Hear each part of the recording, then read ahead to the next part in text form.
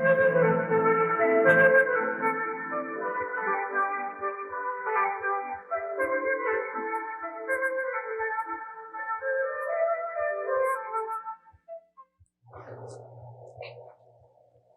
it is me. Hi there. It's Suzanne, you remember? Under the Brillo and the glasses. It's Suzanne. Hi. Well, this was supposed to be soft curls, and this is because I cut the contact lens in half when I put it in the case. But believe me, my heart is still the same. In fact, I have used this, as we've been talking about for 21 weeks now, I have used everything to get high, to know that I am not my body, to not waste a moment of my precious, beautiful life aggravating myself about trivia. So here I am, better or worse, the same old shining soul. Now, actually, this wasn't the hardest thing that I've had to deal with of late, and that will form the subject for our show today. I do want to talk about us being our souls here at Suzanne's, our little restaurant for soul food for thought, where I regale you every week with really juice for the good life, for what it takes to make us happy, which I think is kind of number one on the list. If we're not doing that, why bother being alive, for heaven's sakes? So I do want to get into the travails of this week, however, because it's been a hard week, actually. The truth is I had a different show planned. Earlier in the week, I was going to do a show totally about getting high and light. And we're going to end the show that way this week. But I noticed yesterday when I woke up that I was depressed. I mean, well, let's say maybe I wasn't depressed. I was just a little under the weather. Well, I actually just didn't feel good. And I know that that's not a place to hang out. Actually, people have said to me on the show, you're always so up, that's unreal. And I said to them, wait a minute, I sit here and I communicate and I transmit. And the truth is I feel wonderful doing that. I always do. I feel wonderful now. But I have a life like everybody else. And in my life, things happen that aren't the way I plan, aren't the way I want. And I would be... I wouldn't aspire to be a person that wouldn't have to deal with that sort of thing, because the truth is in the dealing is how I become my most radiant self. I'm learning this just like we all are. And that seems to me to be the human game, learning to dissociate ourselves from everything, actually, from all attachments, from a demand that anything be anything other than the way it turns out to be, the job being to embrace it, to learn to include it. Well, we'll talk about more of that later. But let me tell you what happened when I woke up yesterday morning. I thought, let me kind of do an inventory. What's going on? So I sat down with my notebook, my trusty little receiver of God's grace. When it's most clear, I write it down. So I said, what's going on? Well, first thing that's going on is Max has been sick for several weeks now. Poor Max. Oh, Max. It's okay, sweetheart. Don't tax yourself. He is sort of dragging himself around and actually being beautiful, smiling through it all. But he doesn't feel good, and I know he doesn't feel good. And Max is me. You're all me, but I know that very intimately with Max. I'd never be sitting in this chair if Max hadn't said, sit in the chair. So, and this is, this is probably the most wonderful thing I've ever done in my life. So, my gratitude to Max is in me. Max is visibly, viscerally in me. He's part of me. And poor Max is sick, and I don't like that. It doesn't feel good to me. Another thing that's going on in my life is that, I've kind of reconnected with an old flame, and, he's a problem in lots of ways.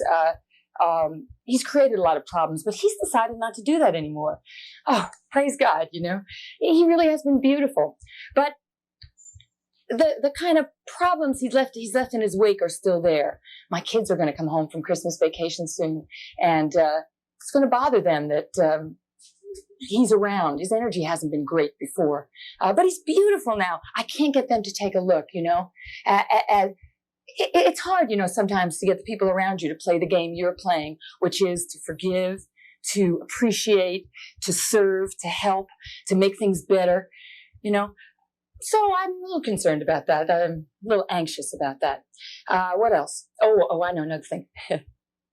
Well, this is a big story, and I'm not going to tell you the whole story today. And hopefully sitting at this table, we're going to have someone who claims to be the person God has sent to be the second coming, to bring us home, to take us to the Father. And I met him a couple weeks ago, and he's an amazing person. I'm going to talk more about him on the show later. You can't really dismiss him. I can't, because he's got that look in his eyes. He's not weird, you know. He's very real, and he tells you he got this job.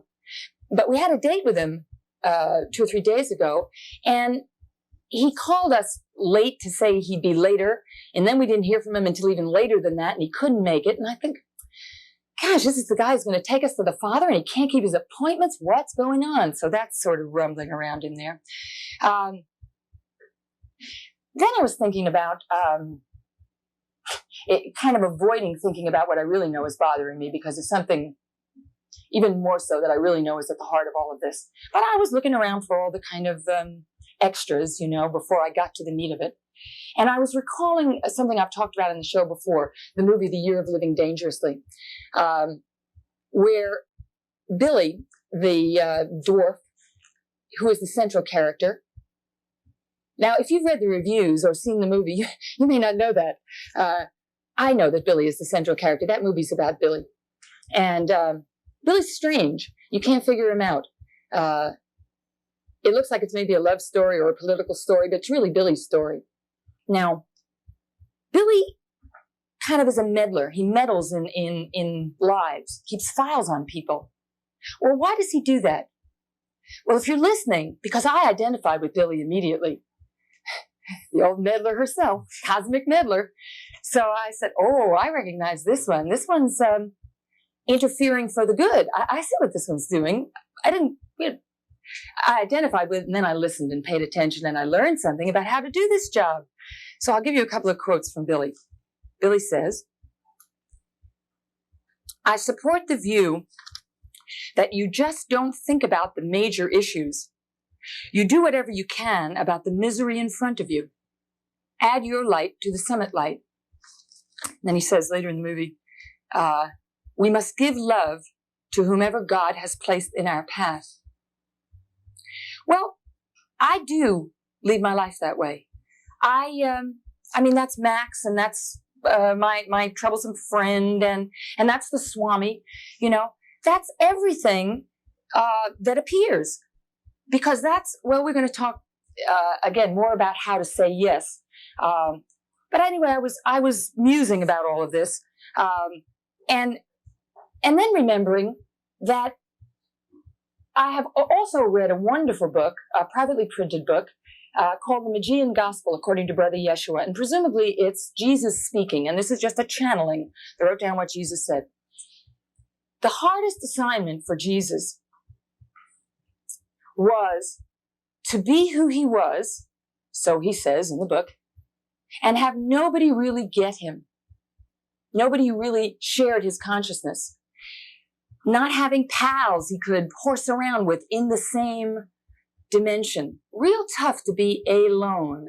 But the thing that he had to do, and this is why it was his ultimate assignment here on earth, he had to go inside to the place where he was his eternal spirit. He was God, where we all are that, where there's nothing to fear, where there's nothing to get you down, where you can tune back into and know your strength and know your power and know your beauty. Now, ultimately, Billy couldn't do that. Ultimately, Billy, in the movie, and I really paid close attention to this, Billy hit what he identified as the hardest travail for us human beings. And I agree. And the hardest travail for Billy was what I call betrayal by the beloved. When you give your love, when you give your trust, when you give your heart, when you go deep with someone and they turn out not to be who they said they were, that, I don't know, I think that's the hardest. Well, Billy went down the tubes on that one. Billy couldn't cope with that one. I'm not going down the tubes, but I'm coping with that one. I'm coping with that one in the Garden of Eden. We've been talking for weeks now about this idyllic setting we have where a group of us are living in love and light. Well, I'm going to read you what I wrote so make sure to be careful about this because I don't want to blame anybody. I don't want to criticize anybody. I don't want to judge anybody, but I also want to be able to tell the truth. So I want to read you what I wrote about this. So here I am, still subject to vicissitudes, hanging out in the old G of E, feeling pain, where one of the animals has turned out to be a rat. Or is it a snake? One of the beloved has been living a lie, serving himself out of the community pot. His allegiance has, it turns out, been to himself. We knew that he was different, but then again, so are we all. We knew he was difficult, but he was also a love, and difficult ain't too difficult for love. But lying, wow, that's another story. Being used, egads. The deeper the bonds, and the garden roots go way down, the greater the stab to the heart. Ask Billy, except you can't, because his stab did him in. So I want to announce to you that we have a new game. I have used it to get high on, used it to identify once more with the fact that I can't go that way. I have to go this way towards the light.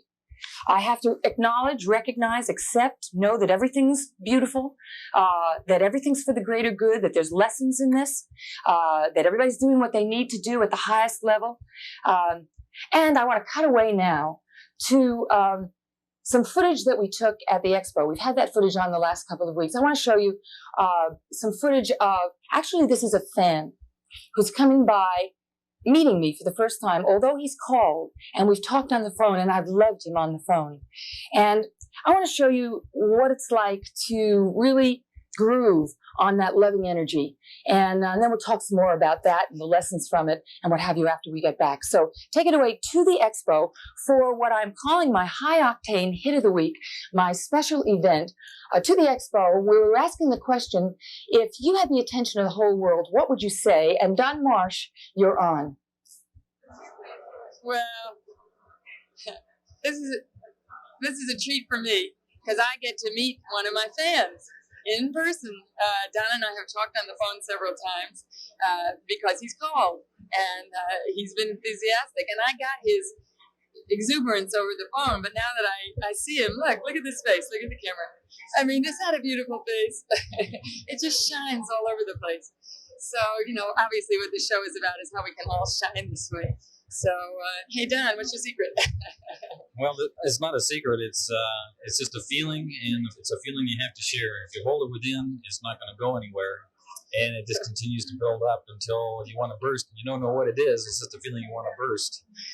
I know that no matter what I say to you, I will get back an answer that I'm now confident. I now relax because you're so present, and you're, to me, the secret. Your secret is that you're real. You're willing to just be where you are. Like sometimes when we've talked, you've shared you had a problem or whatever.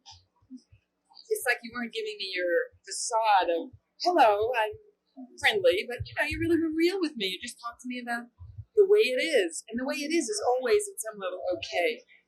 Well, I appreciate the feedback, the positive feedback, because I needed that. I've worked a long time trying to become real, and you aren't born real. You have to decide you want to be real. Oh, that's wonderful. I think you're born real. We got a couple of babies in our house. They're very real. Oh, true. But true. Society doesn't really understand that, so we get programmed for everything That's that right. they think's important. That's right. Yeah. Absolutely. Yeah. There's a lot of things that we learn through our cultures and our societies, and it's not until you pull back and look at them and choose which ones are working for you that you begin to shuck the ones that aren't very profitable. First thing is you bring it up to a level of intention to do that. Right. Yeah. That's right. You move out of the way it's been done to you as if it has been, which of course at some level it hasn't been. You're doing it to yourself. That's right. But you come to watch that first, and until you're watching, to me it's hopeless, That's right. It's a feeling of unhappiness, or maybe a feeling of you're not getting everything you want out of life. There's something that you're missing. And that's, I think, a sign that maybe you need to start looking at some belief systems or something like that, and start deciding whether you need to shuck a few, and even just looking around like you're offering some ideas that are very useful and helpful even.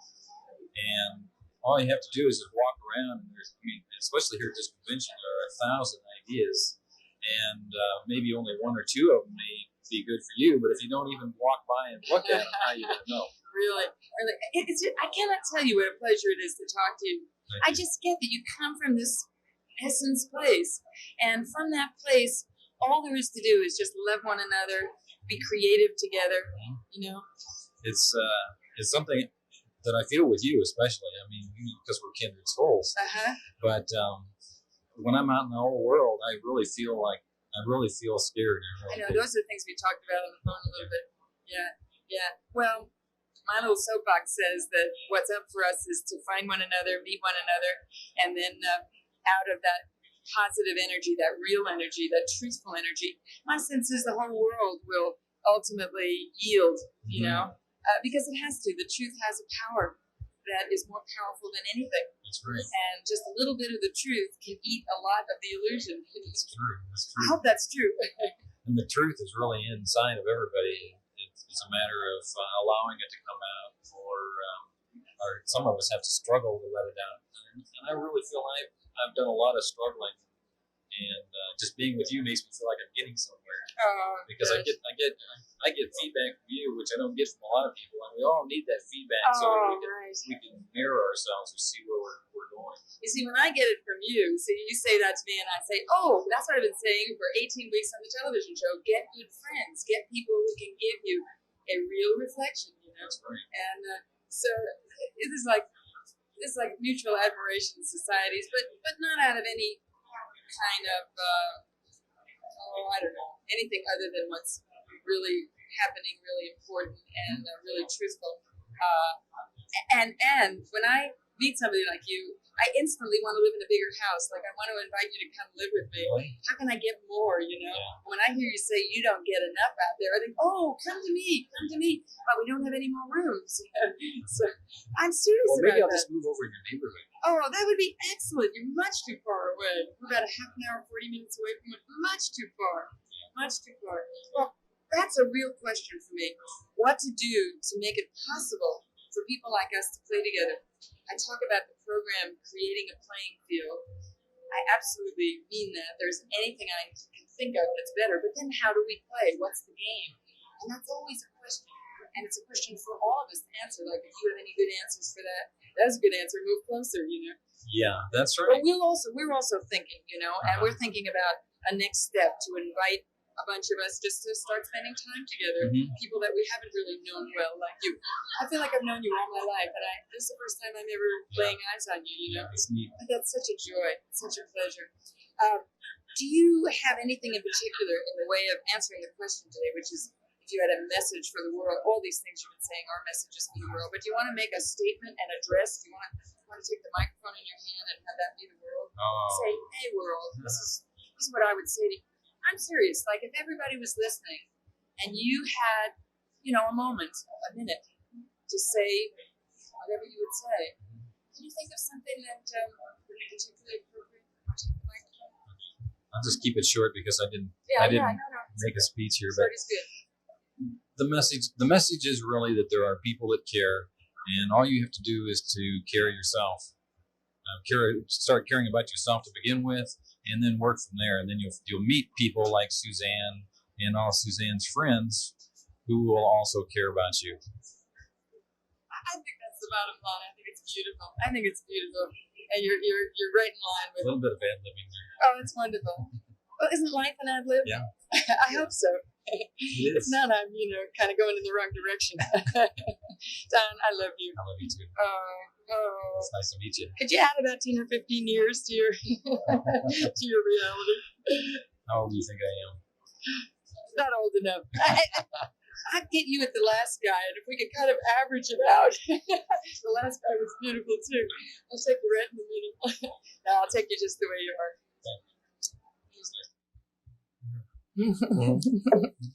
Oh, isn't he sweet? Oh, I tell you, these are the rewards of life. Can you imagine him hauling off and socking me? Well, actually, I went on to write some more about that sort of thing, which I want to read to you. I have to explain to you a little piece I left out. The piece I left out is where I'm writing about somebody who 3 or 4 years ago I loaned my life savings to. He was a very dear friend. I didn't ask any advice. He needed it, short-term cash flow. So problem, So I said, sure, take it. And he lost it.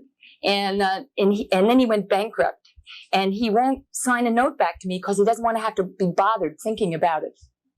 So I wrote, so while I'm going eek, that's the way I wrote it, to friends, my advisors, accountants, stockbroker, lawyer types, are giving a bigger eek to me for my stupidity. Is that it? I don't think so. Someone once said that I get socked in the jaw so much because I stick my neck out. Since then, I haven't noticed any particular lessening of that proclivity. What are we doing here if we're not for one another, not willing to engage and to help? The trick must be to use the licks as soul food, to love myself and my generous heart, to revel in the bounty that has brought me friends loving and true blue, and in that knowledge, let the blows neutralize to the price one pays to live on give. I'll pay, Send me a bill. It's okay. I want to go now to what I call my messages from Central, the really hot news from people who get their own hot flashes when they're listening and getting true inspirational messages. And I actually want to start with something that a friend of mine wrote. She went to Greece for 5 months to talk to God. And she came back, and these are some of the things that she said. We are human and divine. The function of our humanity is to express that divinity and be subservient to it.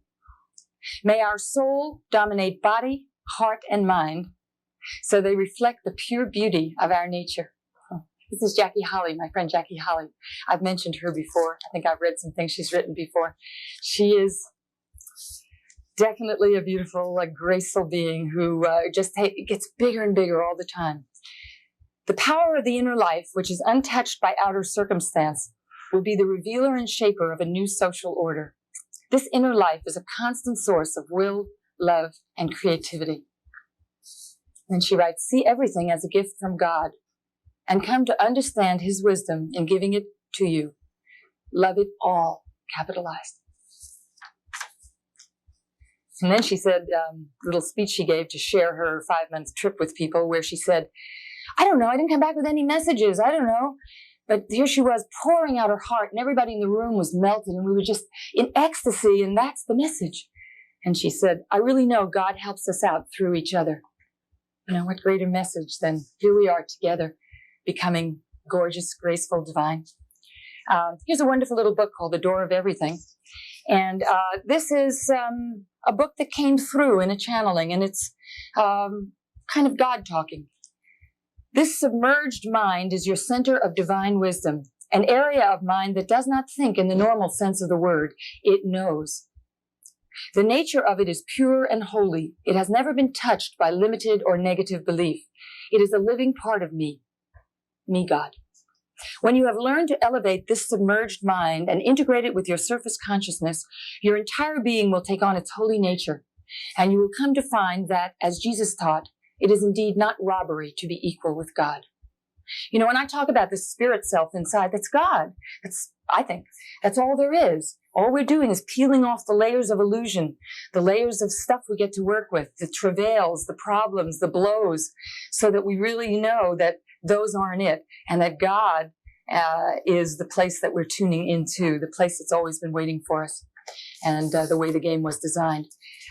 The man who wrote the Magian Gospel, this book channeled from Jesus, wrote to me because I sent him my diary, the things that I write. And I'll just read you one line here. He says, bless you in your work. Such openness makes you terribly vulnerable, but you know that. I'll pay the price. And I got another wonderful letter from someone else I sent the notes to, the diary to. I've quoted him on the show many times. He's Robert Mueller, the Assistant Secretary General of the United Nations, and one of the most radiant beings on the planet right now. And he wrote me a beautiful letter of radiance, but I'm going to read you a practical part of it. He says, perhaps the time is ripe to create a world movement of cosmic or universe persons. A world movement of cosmic or universe persons. Then he talks about how to do that. We'd need to define the cosmic laws, get the religions together. He thinks big. develop a cosmic education, think and plan for a cosmic government, could have momentous effects and would be thrilling. Many, many people would probably join. I'm going to talk about that a lot from weeks to come because I think I'm going to play that game. Doesn't that seem like a good one? Now I have to leave out some because I'm running out of time here. I want to go on to the homework assignment, I think, yeah. How would we do this, I wonder? How would we become cosmic persons? What would the rules be? Well, defining the rules, what would the governments be, the religion, the education be, etc. That would be our task, to define all of this. Well, I want to make a stab at what I think the heart of the definition might be, and that's what I was going to do the whole show about this week, so this is a really contracted version, but I'm going to turn it into the homework assignment for the week. And it's why my sign is sitting here that says, say yes. I want to go back to the Swami who says he's the second coming and says that he's here to bring us to the Father. And it's real easy to poo-poo that. And, maybe it's not true, but something's true. The man has seen something. Again, you don't have to believe that, but I looked in his eyes, and there's something to the truth. It has a resonance to it. It has there's something to those knowings. That thing that I read to you that said, there's this place where beyond all your confusion, something knows inside you. Well, something knows inside the Swami, and he's. Let's say he's interpreting it to mean that God spoke to him. He says he knows that. I would not dream of dismissing him in the game I play called Say Yes. I will investigate. I will support him. I will not close the door in his face. If God knocked, would you close the door in his face? That would be mighty silly. You would say, oh, who are you? What's it about? What's it look like to you? What does it look like in there? Teach me. Tell me more. I'll tell you what it looks like in here. I keep a lot of notes on that. I know too, things I know. And if I compare what I know to what you know, maybe we can discover what the knowing is, wherein we are all this divine essence. We are all God. We are all one another. And we can finally get around to creating this earth as the Garden of Eden, creating heaven on earth, creating paradise. The possibility is there. Look around us. Look, we're nowhere near home. So let's say yes to everybody who has a glimmer. Say yes anyway. Say yes, include things. Don't fight things. See where they're coming from. They're always coming from all of us, from a place that wants to do good in the world. All of us have that place within us. Don't shut the door on anybody. Include, say yes, tell the truth, and then include some more. I'm going to close by reading you a little note I got from someone in the sticks out in Oklahoma who happens to have a copy of a videotape of this show. And she says, we're going to have a Suzanne party, BYOS, bring your own straw and sip together from the cosmic fuel pump. I like that. And then she said, when can I sign up to picket TV producers for more cosmic food and a lot less commercial junk? Yay, Patricia Haslip in Oklahoma. Thanks a billion. And it's time to open this here restaurant and let you all come in and chew on some pretty provocative soul food today. I hope I haven't offended anybody, but it's the price I pay. Bye. Have a good week. Have a good life.